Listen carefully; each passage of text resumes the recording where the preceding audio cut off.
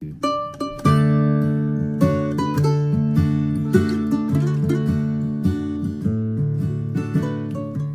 it's Joe Walsh here with Peghead Nation, and in this lesson we're going to be checking out the Kentucky Waltz, picking up on last lesson where we learned the melody and the chords. In this lesson we're going to start working on how we incorporate tremolo and some double stops into the melody to really dress this melody up and turn it from a stripped down melody into what you might call a solo or a kickoff. The first thing to do is try and add some tremolo on all these nice long half notes and dotted half notes. So for example, the melody goes 1, 2, 3, 1, 2.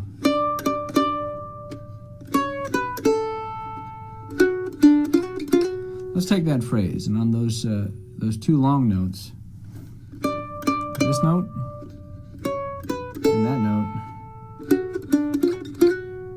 let's add a little tremolo. We might do something like this.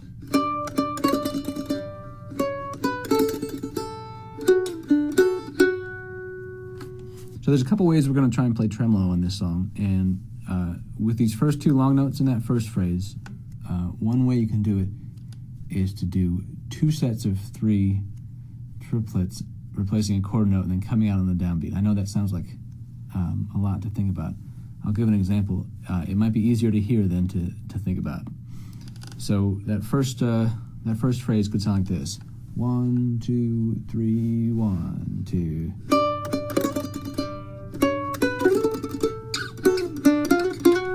I'll do that again. 1, 2, 3, 1, 2.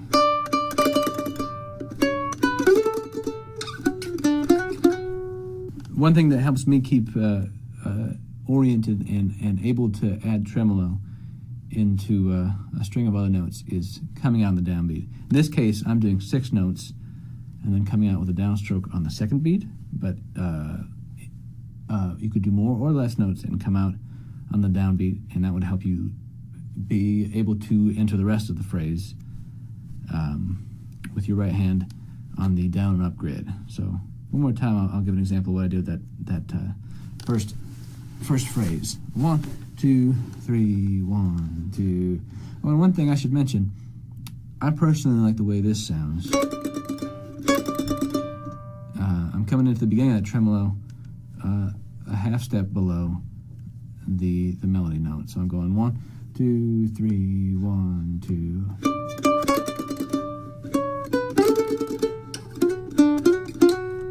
And the other thing I'm doing is sliding into that A. I just like the way it sounds to go.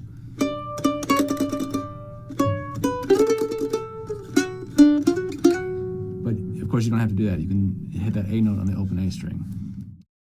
So let's keep going into the next phrase. We can deal with a couple of these, the long notes, the same way we just did.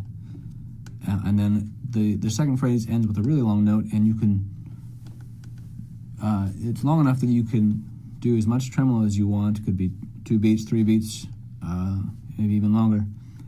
And it gives you time before the next phrase starts to get back reoriented with the down and up grid with your right hand. So let's do that second phrase. It goes 1, 2, 3, 1, 2.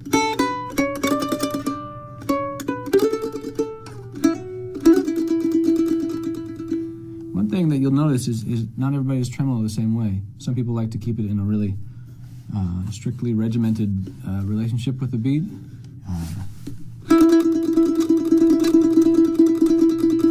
And other people, Grisman, for example,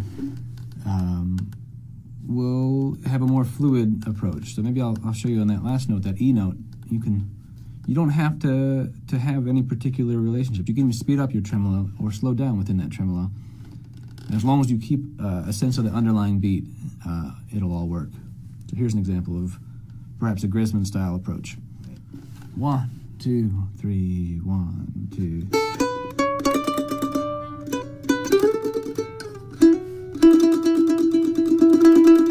You hear how on that long E note, you can start at one speed, and speed up, and slow down. It actually gives the tremolo sort of the ability to have an emotional quality instead of just a rigid rigid, always the same feeling. So that's a good thing to practice. This little swell. It's a nice thing. Those two ideas, the strictly scripted known amount ending on a downstroke, and then the sort of Grisman style on the long notes, should be able to get us through the whole song. I'll give an example and play through the whole melody with a little example on tremolo and all the long notes. 1, 2, 3, 1, 2.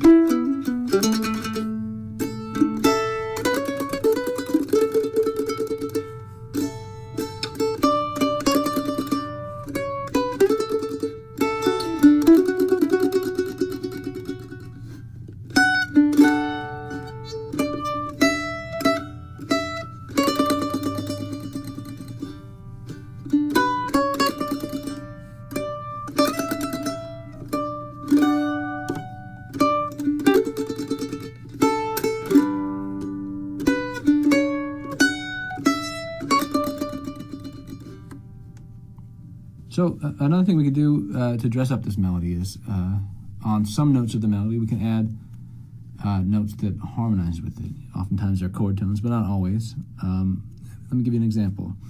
Instead of playing, perhaps you could do something like this. And you wouldn't have to do all those. You could even just use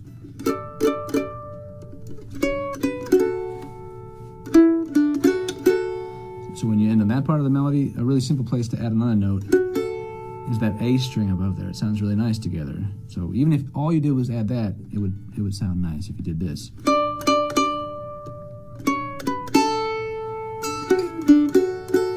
So we got that A string ringing above. Let's keep going. We get to this D note here. That's the melody. A lot of times I like to add this note. Add F sharp above. And now I'm adding F sharp below the melody note. So that phrase,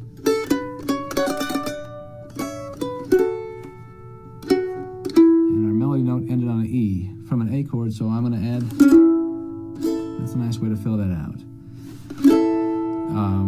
Moving on to the next phrase, we start with the C sharp here. A real simple place to add another note that sounds good with that is that E string above there.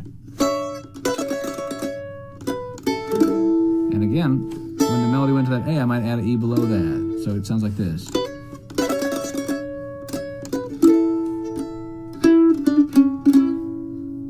And that E would sound good with those C sharps there in this note of the melody.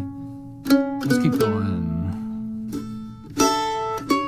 When we get back to this A note here in the melody, it'd be nice to add that F sharp to really let people know that we've gotten to a different chord.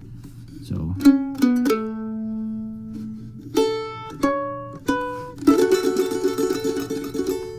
And you might start out in the same way.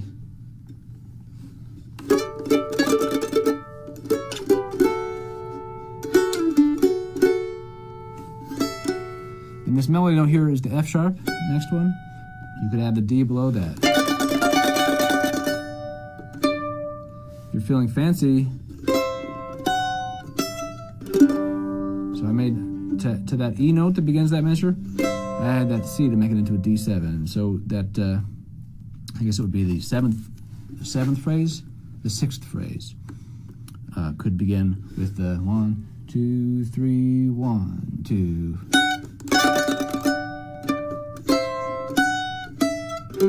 This might be the easiest double stop in the whole song. When you play that D note, both the G and the D string below there work really nicely with that. So that could flesh that out. So that should give you some ideas of how to add some double stops. And if you do a little double stops and a little bit of tremolo, you got yourself a solo. So thanks for joining me, and I'll see you next time. It's Joe Walsh here with Peghead Nation.